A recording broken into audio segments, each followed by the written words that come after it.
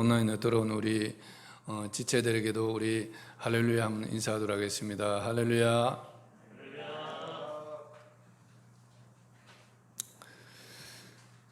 예, 지난주 말씀에서 하나님의 은혜는 선악을 알게 하는 나무와 같이 일부 제한을 주는 형태로 나타날 수도 있다고 말씀드렸습니다.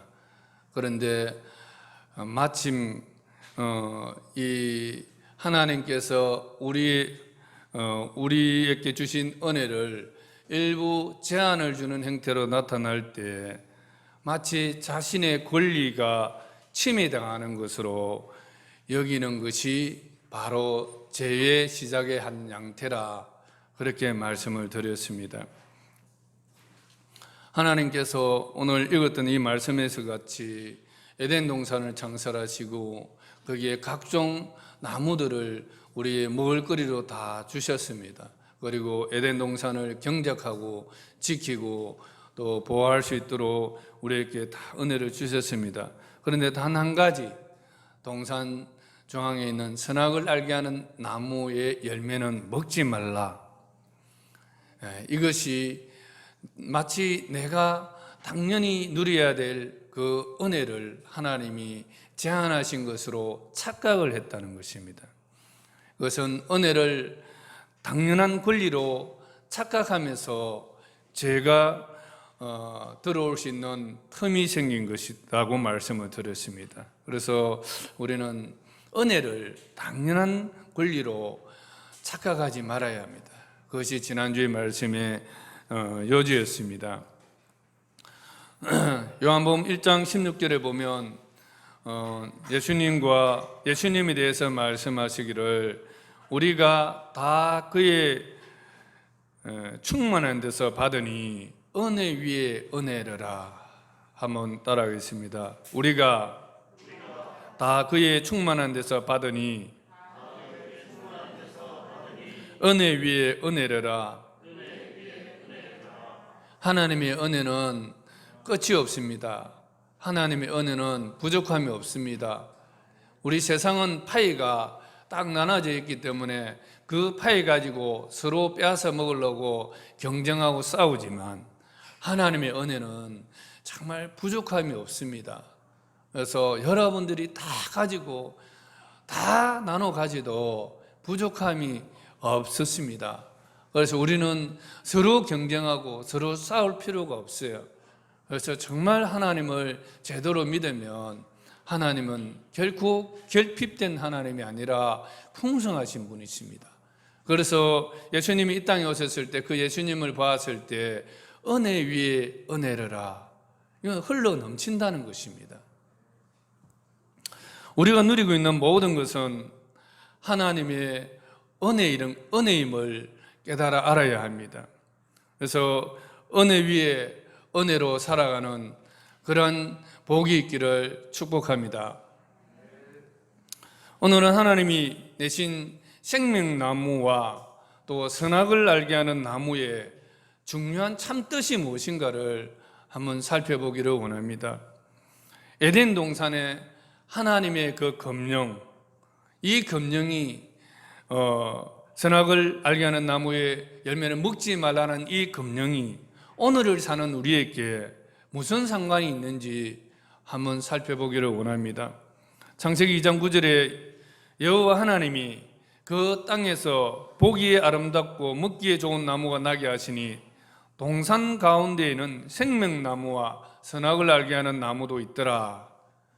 그리고 16절에 여호와 하나님이 그 사람에게 명하여 이르시되 동산 각종 나무의 열매는 내가 임의로 먹되 선악을 알게 하는 나무 열매는 먹지 말라. 내가 먹는 날에는 반드시 죽으리라 하시니라. 예.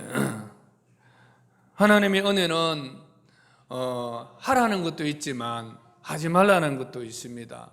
여러분, 하라는 것만 은혜인 줄로 생각하지만 하지 말라는 것도 하나님의 은혜입니다. 이 하나님의 하지 말라는 하나님의 이 금령이 왜 중요한 것입니까? 그것은 하나님의 거룩한 계약의 선언이기 때문입니다. 하나님의 거룩한 계약의 선언입니다. 우리는 이 부분을 놓칩니다. 하지 말라는 것도 하나님과의 거룩한 계약입니다. 아담과 하와는 그것을 바로 하나님의 거룩한 계약으로 알았어야 했습니다. 신구약 성경도 하나님께서 사람과의 계약의 형태로 띈 계시의 말씀입니다. 여러분 성경을 읽어보십시오. 언약이 참 많이 있습니다.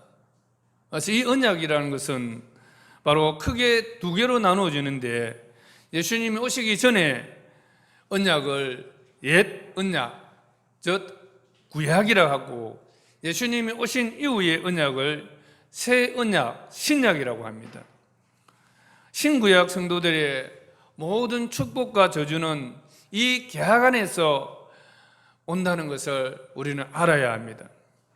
기록된 신구약 성경을 하나님의 거룩한 계약의 선언으로 우리가 알고 그 계약의 신실한 삶을 살아갈 때에 하나님의 축복이 우리에게 임한다는 사실을 알아야 합니다. 계약에 있어서 중요한 것은 계약의 당사자가 있습니다. 하나님께서 우리를 계약의 당사자로 삼아 주신 것입니다. 하나님이 계약에는 갑과 을이 있지 않습니까? 하나님이 갑이시라면 우리는 계약의 당사자인 을이 되는 것입니다. 그래서 이것은 일반적인 계약과는 또 다른 그런 엄청난 그 은혜요, 축복이라는 사실을 알아야 합니다. 계약에 있어서 중요한 태도는 바로 하나님의 주권을 인정하는 것입니다. 지금 에어컨 틀어져 있어요? 네. 조금 꿉꿉한 것 같은데 조정해서 좀 해주세요. 계약에 있어서 중요한 것은 하나님의 절대 주권을 인정하는 것입니다. 계약자라 해서 하나님이 우리가 동등한 자격을 말하는 것이 아닙니다. 하나님과 우리는 동등한 자격을 말하는 것이 아닙니다. 하나님은 이것이 중요합니다. 나와 계약을 맺어주신 하나님은 창조주이십니다. 우리는 무엇입니까? 피조물입니다. 우리가 계약을 맺어주신 하나님은 우주 만물을 창조하셨을 뿐만 아니라 오늘도 그 우주 만물을 운행하시고 또 보존하고 계시는 하나님이십니다. 그리고 이 우주 만물의 절대 지배자이십니다. 그래서 동등하지 않습니다. 하나님은 모든 우주 만물의 유일한 선이시고 모든 아름다움과 영광의 근원이십니다.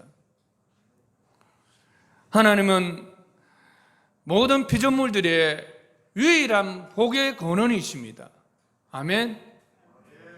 우리 이것을 알아야 됩니다. 우리와 계약을 맺어주신, 우리를 계약의 당사자로 삼아주신 그 하나님이 누구신지를 알아야 됩니다. 이 모든 것들을 다 통틀어서 한마디로 말한다면 하나님은 절대 주권자라는 말씀입니다. 한번 따라하겠습니다. 하나님은 절대 주권자이시다. 예, 한 나라의 주권자는 어쨌든 우리나라는 대통령제 중심이기 때문에 대통령이잖아요. 정말 이 우주 만물의 절대 주권자는 하나님이십니다. 그 하나님께서 나와 왜 계약을 맺어주시는 것입니까? 우리가 계약을 맺어주시는 이유가 무엇입니까? 그것은 하나님께서 친히 우리의 기업이 되어주시고 우리의 힘이 되어주시기 위해서입니다. 여러분 놀랍지 않습니까? 정말 우주 만물을 지배하시는 그분께서 나와 계약을 맺으셔서 나의 기업이 되어주시고 나의 힘이 되어 주시기 위해서 계약을 맺으셨다는 것입니다. 여러분, 이 놀라운 하나님의 이 은혜를 여러분이 정말 중심으로 받아주시기를 바랍니다. 계약은 우주 만물의 창조주께서 자기를 낮추신 방법 중에 하나입니다. 우주의 지배자이시고 창조자이시고 모든 선의 근원이시고 아름다움과 영광의 근원이 되신 유일한 복의 근원이 되신 이 하나님께서 나의 기업이 되어주시고 나의 힘이 되어주시기 위해서 고안해내신 하나의 그 방법이 바로 계약이라는 것입니다. 계약은 그러한 하나님이 나와 계약을 맺으시기 위해서는 자기를 낮추셔야 됩니다. 그것이 바로 계약이라는 것입니다. 하나님은 자신이 가지신 그 절대 권력을 기분 내키는 대로 내 기분에 따라서 오늘 기분이 안 좋으니까 너는 복이 없어, 오늘 기분 좋으니까 너는 복 받아라, 이러시는 분이 아니라는 것입니다. 하나님은 일정한 법칙에 따라서 움직이십니다.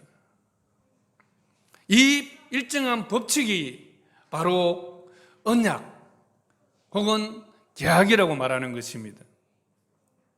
하나님은 계약 안에서 우리를 지키시고 우리를 인도하시고 우리에 대해서 모든 것을 책임지시는 것입니다. 그래서 우리가 계약을 모르면, 하나님의 계약을 모르면 우리는 하나님에 대해서 모르는 겁니다. 흔히 사람들은 값은 계약할 때 자기의 유익을 위해서 계약을 합니다.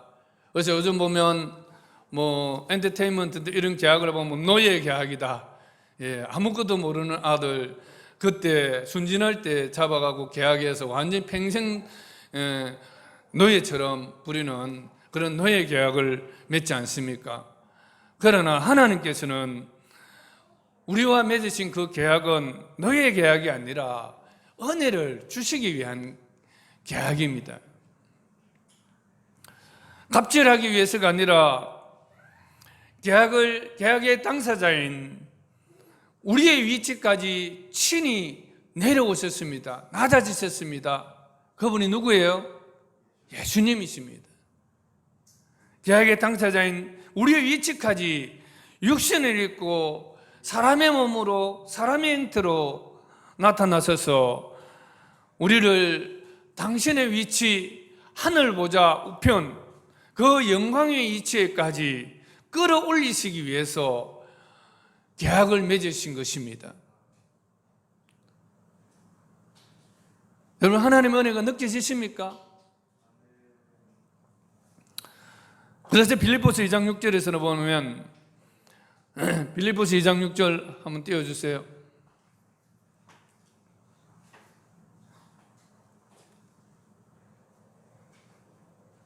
같이 읽겠습니다. 시작. 그는 근본 하나님의 본체시나 하나님과 동등됨을 취할 것으로 여기지 아니하시고 오히려 자기를 비워 종의 형체를 가지사 사람들과 같이 되셨고 사람의 모양으로 나타나사 자기를 낮추시고 죽기까지 복종하셨으니 곧 십자가에 죽으심이라. 이것이 바로 우리와 계약을 이루시기 위해서 하나님께서 사람이 되어서 이 땅에 낮아지셔서 죽기까지 복종하셨다는 것을 말씀하고 있습니다. 그리고 그 다음 이름으로부터 시작. 이름으로 하나님이 그를 지극히 높여 모든 이름 위에 뛰어난 이름을 주사 하늘에 있는 자들과 땅에 있는 자들과 땅 아래에 있는 자들로 모든 무릎을 예수의 이름에 꿇게 하시고 모든 입으로 예수 그리스도를 주라 시인하여 하나님 아버지께 영광을 돌리게 하셨느니라.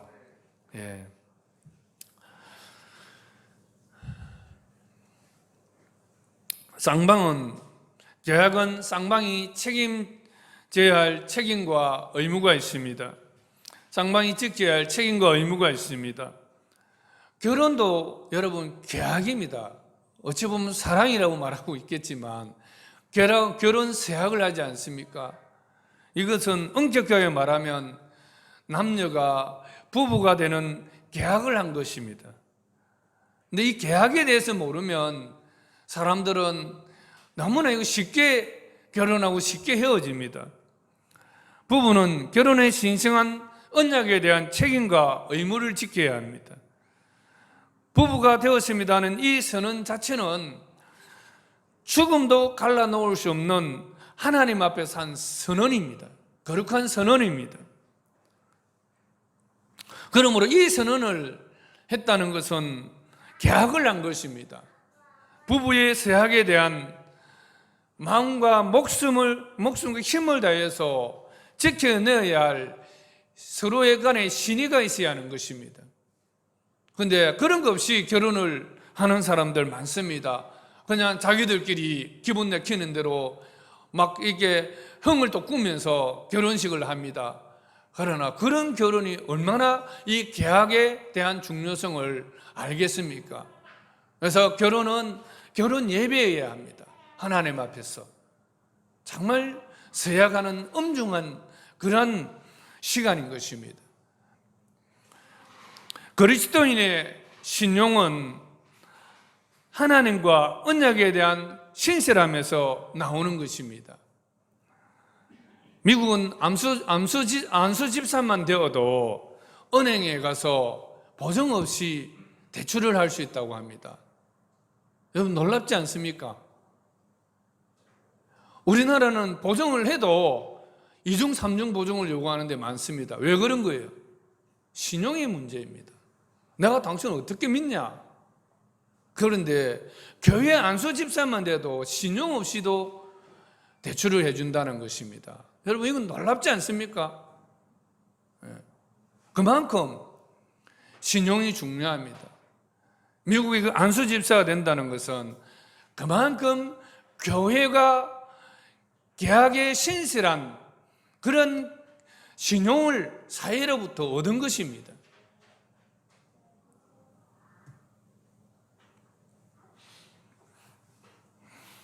그런데 한국 교회는 어떻습니까?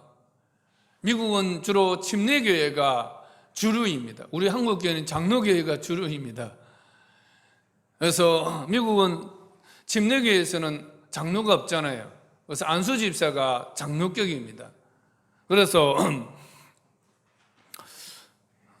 안수 집사만 돼도 그렇게 신용이 있는 신자인데 오늘날 우리 교회의 수준들은 어떻습니까? 한국 교회 수준도 어떻습니까? 장로라 해 그래도 안 믿어줍니다. 왜 그런 것입니까? 하도 사기를 많이 치니까 믿음이 안 가는 거죠. 이것은 우리의 신앙생활이 어떤지를 점검해 봐야 하는 것입니다.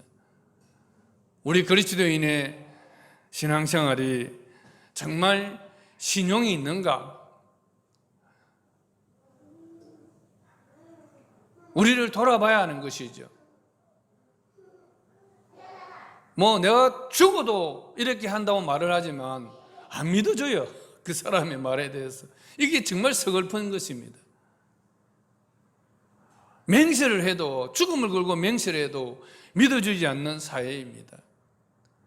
그래서 저는 그것이 일반 사람이면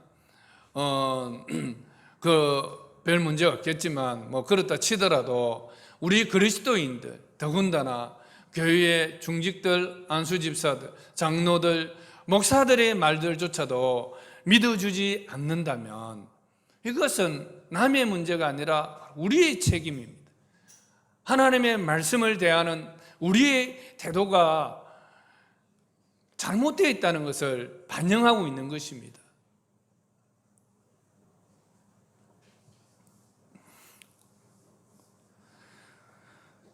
아무나 어느 날 보니까 갑자기 목사가 되어 있고 어느 날 갑자기 사람 몇 명 모이지 않는 그런 장로교에 가서 장로 안수가 되어 장로를 안수를 받고 장로라 행세하고 하는 이런 사회 속에서 어떻게 세상 사람들도 믿어주지 않는 것입니다. 정말 그리스도인이다. 다른 것보다도 그리스도인이라는 이 말 자체가 바로 하나님 앞에 신용이 되고 또 세상 사람 앞에서도 신용이 되는 그러한 신앙생활이 되었으면 좋겠습니다. 저는 우리 주영광교회 모든 성도들이 그러한 신용 있는 신자가 되기를 축복합니다. 그런 사람이 될 수 있기를 우리 힘쓸 수 있기를 바랍니다. 하나님은 은혜 위에 은혜의 하나님이십니다. 우리 삶의 모든 은혜의 결핍은 바로 이 계약신앙을 무시한 데서 오는 것입니다. 하나님의 계약을 모르는 것이, 하나님의 이 계약의 의미가 무엇인지, 선악과의 이 의미가 무엇인지를 우리가 모르는 것이 얼마나 우리 삶에 악영향을 끼치는 것을 깨달을 수 있어야 하는 것입니다. 계약에는 일종의 조건이 있습니다. 모든 계약에는 조건이 있습니다. 심지어 은혜도 마찬가지입니다. 성경을 잘 보십시오.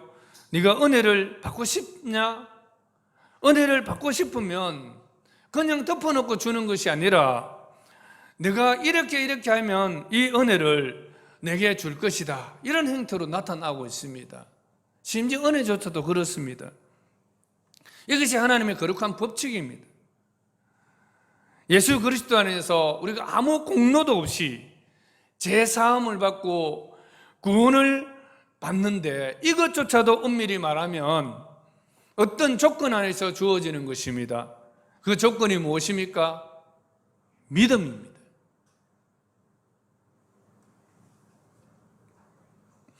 에베소서 2장 8절 9절 말씀 한번 띄워주세요. 신종성재님.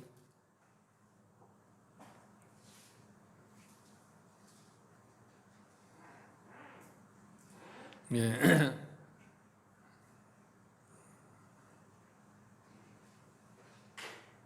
예. 에베소 2장 8절 같이 읽겠습니다. 시작.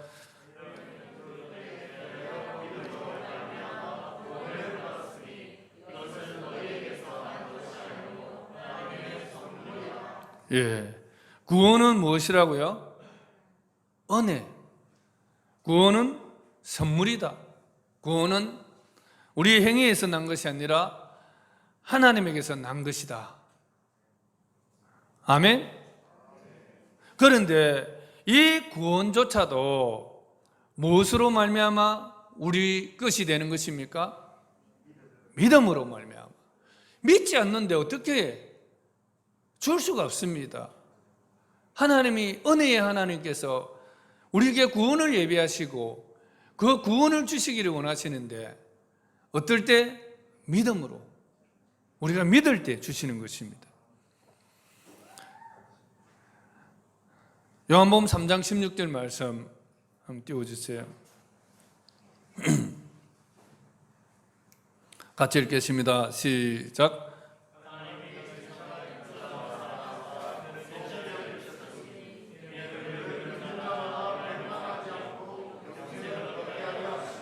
예. 하나님이 우리를 사랑하십니다. 그죠? 그 증거로서 독생자를 주셨다는 것은 십자가의 죽도로 내버려 주셨다는 것을 말씀하고 있습니다. 정말 하나님 우리를 사랑하십니다. 그래서 그 사랑이 멸망치 않고 영생을 얻게 하기 위해서 예수님을 십자가에 내어주셨다는 것입니다. 우리가 멸망치 않고 영생을 얻기를 원하시는 하나님의 이 사랑조차도 어떤 조건 하에 우리에게 주어집니다. 그 조건이 무엇입니까? 예, 믿는 자마다 그렇습니다. 믿는 겁니다. 믿지 않는 자에게 줄 수 없습니다.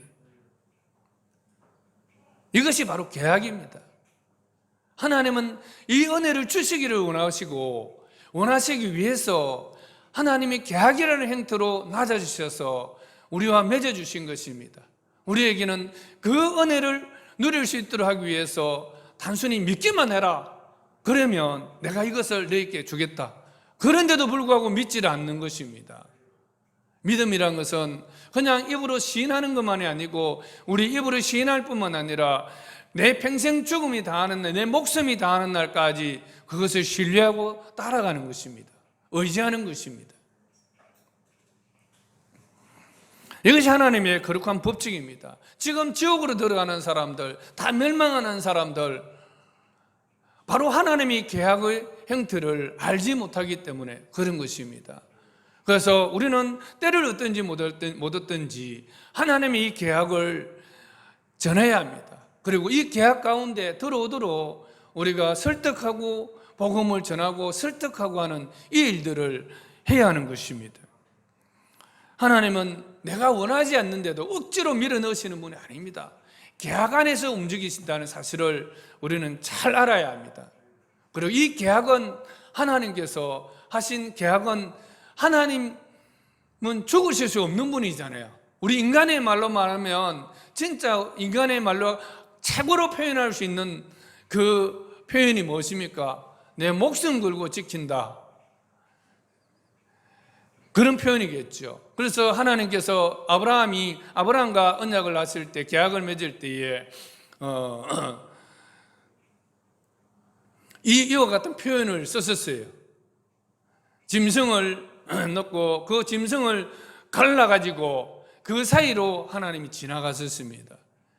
이 말씀이 다시 말해 인간의 표현으로 말하면 목숨을 다해서 죽을 때까지 이것을 지키겠다는, 이것을 지키지 않으면 내 목숨을 내놓겠다는 이런 정말 엄중한 표현을 하신 것이에요. 그래서 사람은 신용이 없어서 계약을 해놓고도 얼마든지 바꿔버리고 말 바꿔버리고 조금 자기에게 불리하면 꼼수를 부려버립니다. 최대한 안 주려고 꼼수를 부리잖아요. 우리 사장님들 그런 것 하면 안 돼요. 어쨌든 꼼수 부리시면 안 돼요. 근데 약속을 했으면 손해를 보더라도 지켜야 하는 것입니다. 그래야 신용이 쌓이는 것이고, 대부분의 문제는 신뢰하지 못하기 때문에 오는 것입니다.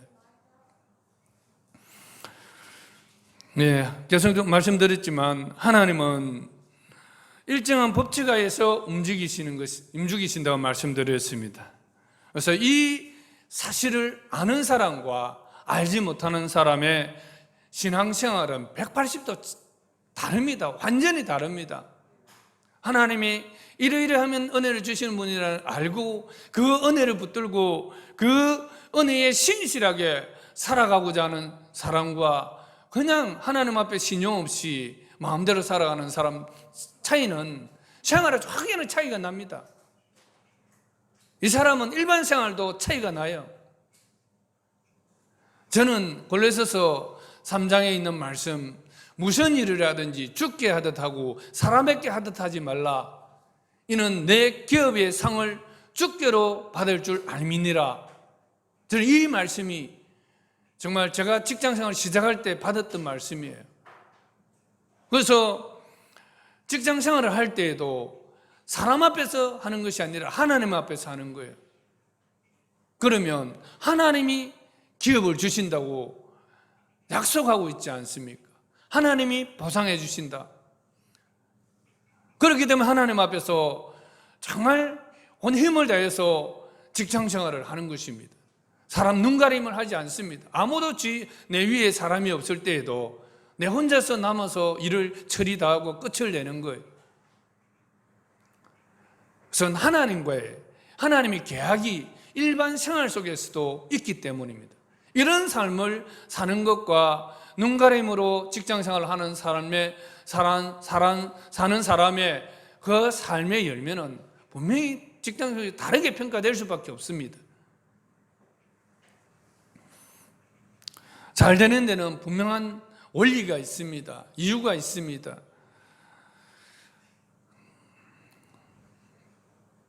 우리나라는 기복적인 그러한 신앙의 영향을 많이 받았습니다. 무당신앙이라든지 불교나 또 다른 그러한 신앙들은 영향을 많이 받았기 때문에 예수님을 믿지만 여전히 맹목적이고 기본적으로 믿는 경향들이 많습니다. 그래서 우리는 계약신앙을 가져야 합니다. 하나님의 은혜와 복은 하나님의 언약 안에서 주어지는 것입니다. 이 언약이라는 것은 쌍방이 있는 것이잖아요. 그래서 하나님의 은혜도 중요하지만 또 우리의 책임과 역할도 중요한 것입니다.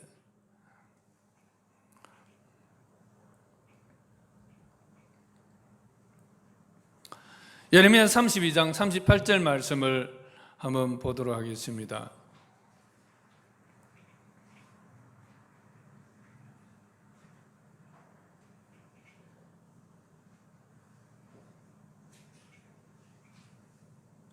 같이 읽겠습니다. 시작. 그들은 내 백성이 되고 나는 그들의 하나님이 될 것이며 내가 그들에게 한 마음과 한 길을 주어 자기들과 자기 후손의 복을 위하여 항상 나를 경외하게 하고 내가 그들에게 복을 주기 위하여 그들을 떠나지 아니하리라는 영원한 언약을 그들에게 세우고 나를 경외함을 그들의 마음에 두어 나를 떠나지 않게 하고. 제가 이 대학교 때에 받았던 말씀입니다. 가족 구원에 대한 말씀이에요. 또 에스겔서 말씀도 같이 받았습니다. 이 중요한 말씀이죠. 한번 에스겔 36장 38절 40절 말씀도 보도록 하겠습니다. 같이 읽겠습니다. 시작. 또 새 영을 너희 속에 주고 새 마음을 너희에게 주되 너희 육신에서 굳은 마음을 제거하고 부드러운 마음을 줄 것이며 또 내 영을 너희 속에 두어 너희로 내 율례를 행하게 하리니 너희가 내 규례를 짓게 행할지라. 이 말씀 말고 사도행전 16장 19절 말씀도 계속 주 예수를 믿으라 그리하면 너와 내 집이 구원을 얻으리라. 이 말씀도 계속 주장했습니다. 새 영을 너희 속에 두고 새 마음을 너희에게 주되 너희 육신에서 굳은 마음을 제거하고 부드러운 마음을 줄 것이며 또 내 영을 너희 속에 두고 너희로 내 율례를 행하게 하리니 너희가 내 규례를 지켜 행할지라. 사실 우리 자영이 나와 있지만 우리 자영과 또 우리 누나, 특히 우리 큰 누나는 하나님의 입장에서 말하면 마음이 강팍했습니다. 정말 하나님을 대적하고 그랬습니다. 그래서 우리 가정에서 예수님 믿는다는 것이 참 어려웠어요. 그래서 오늘 마음에 보면 굳은 마음이라 그랬는데 이 하나님을 향해서는 마음이 굳어 있었어요. 그래서 이분들이 예수님 믿는다는 것은 쉽지가 않아요. 정말 어렵습니다. 그래서 제가 할 수 있는 것은 이 말씀, 하나님 영이 우리 눈 안에 들어와야 하나님께서 새로운 마음을 그 속에 불어넣어 주셔야만이 굳은 마음에서 부드러운 마음으로 변화가 될 수 있다. 그래서 우리 누나가 예수님 믿고 나서 정말 인상이 부드러워졌다, 이런 말을 많이 듣는다고 합니다.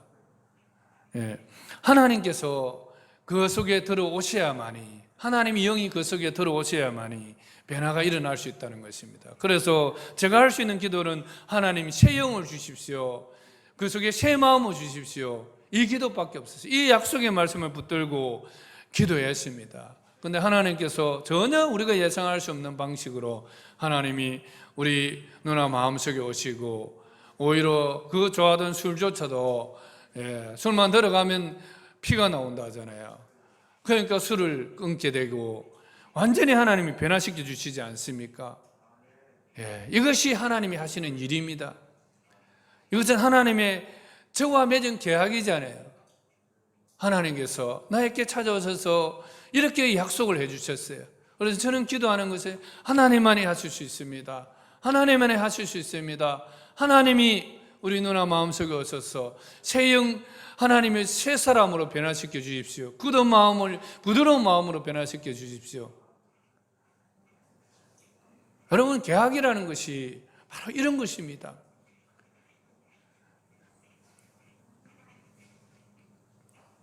제가 이 말씀을 받은 게 거의 한 87년도경이니까 지금 2021년이면 몇 년 정도 지났습니까? 24년. 와, 수학, 산수인지 수학인지 모르겠지만 어쨌든 계산이 빠르네요. 24년경이 지난 34년이에요. 와, 많이도 지났다. 34년 지난 이 시점에 우리 6남매인데 6남매는 다 하나님께로 이제 돌아왔어요. 원래 1월경에 우리 저 뒤에 앉아 있는 정영보 누나도 하나님 앞에 나오게 되었습니다. 우리 정영보 누나가 제일 먼저 나올 줄 알았거든요. 근데 제일 늦게 나왔어요. 나올 듯 말 듯 하면서 잘 안 나오는데 하나님께서 또 하나님의 방법으로 이렇게 나와서 예배 드리게 되지 않습니까? 거기다가 원래 또 우리 큰자영, 비나창 우리 이제 큰자영입니다. 큰자영까지 나오고 뒤에 지지난주에 나왔던 빈호진, 손 한번 들어보세요. 우리 호진이가 조카인데 이게 나오고 딸내미 오늘 엎드려 자고 있네. 우리 예언이까지 나왔는데 여기 하나님께서 한 사람 한 사람 이 약속의 말씀 따라 이루어 주시는 것이요. 근데 약속이 하나님의 계약 안에 있는 것과 계약 밖에 있는 것은 천지 차이입니다. 정말 하나님의 약속은 반드시 이루십니다. 그래서 이 하나님의 약속에 신실하게 우리가 반응을 하면 하나님께서 일하십니다. 그래서 우리 이제 6남매는 다 돌아왔지만 배우자들, 자녀들 아직 안 돌아온 가정들이 있습니다. 우리 둘째 자연과 그 자녀 일부 그 정문제 아직 돌아오지 않았습니다. 그리고 그 세연이 그 부부가 결혼했죠 벌써. 아직 돌아오지 않았습니다. 그리고 우리 셋째 자연과 또 그 자녀 진석이와 또 가예 아직까지 돌아오지 않았습니다. 저는 반드시 하나님은 그 언약 안에서 일하시기 때문에 또 우리 누나들이 믿고 자녀들을 위해서 남편을 위해서 축복하고 기도한다면 그들도 하나님의 복의 통로로 쓰임 받을 수 있는 구원의 대회로 들어올 줄로 믿습니다. 하나님 약속하신 하나님은 반드시 책임지십니다. 그래서 우리에게 요구하는 것은 바로 믿음입니다. 그 하나님의 약속을 믿는 믿음입니다. 그래서 우리가 믿음을 보이면서 살아간다면 하나님께서 반드시 우리에게 은혜를 주십니다. 하나님께서 우리에게 복을 주십니다. 그러나 우리가 이 가운데에서도 한 가지 잊지 말아야 될 것은 내가 하나님 말씀대로 다 지키고 행하여서 복받고 은혜 받았다고 해서 그 주신 은혜를 당연한 권리로 여기지 말라고 지난주에 말씀드렸죠. 우리 은혜 받고 복 받으면 목이 뻣뻣해집니다. 그러나 그때도 우리는 은혜 받은 자로서 살아야 합니다. 하나님께서 은혜 주시지 않으면 내가 아무리 지키고 노력한다고 해서 결코 그것이 내 것이 될 수가 없는 것입니다. 유일한 은혜의 근원, 복의 근원, 유일한 선은 하나님이십니다.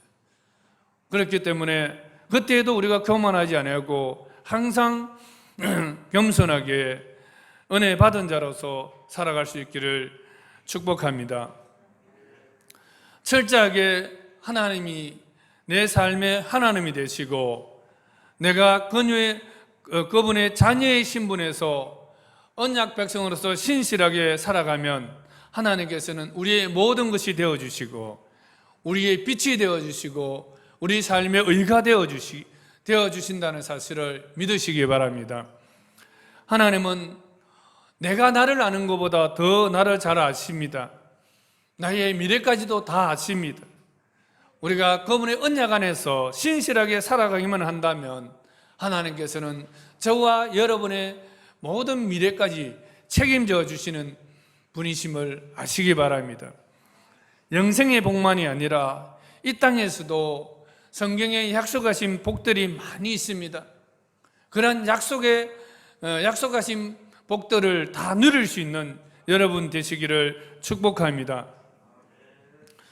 성경이 약속하신 이러한 언약들, 그 계약들은 요동치 않는 산들보다도 더 확실한 약속입니다.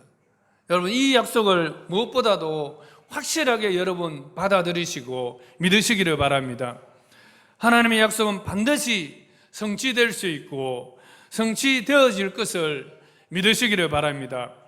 그래서 하나님이 약속의 계명들을 마음에 새기고 목숨과 힘을 다해서 하나님 앞에 신실하게 살아가는 여러분, 또 그 하나님의 복을 누리는 여러분 될 수 있기를 간절히 축원합니다. 기도하겠습니다.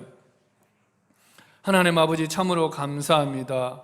하나님께서 우리에게 복을 주시기 위해서, 우리에게 은혜 주시기 위해서 이 낮은 자리로까지 내려오셔서 우리와 계약을 맺어주신 하나님을 찬양합니다. 하나님, 정말 하나님의 이 은혜를 우리가 헛되이 받지 아니하고 날마다 하나님에 대한 오해에서 벗어나서 하나님의 말씀 안에서 계약을 받은 당사자로서 하나님 앞에 또 신실하게 살아갈 수 있게 하여 주시옵소서. 그러므로 성경에 기록된 모든 복들이 또한 우리의 복이 되게 하시고 우리가 은혜와 넘치는 삶을 또 살아갈 수 있도록 도와주시옵소서. 우리 주영광교회 모든 지체들 삶 속에 하나님의 복이 넘치기를 간절히 원합니다. 예수님의 이름으로 간절히 기도드리옵나이다. 아멘.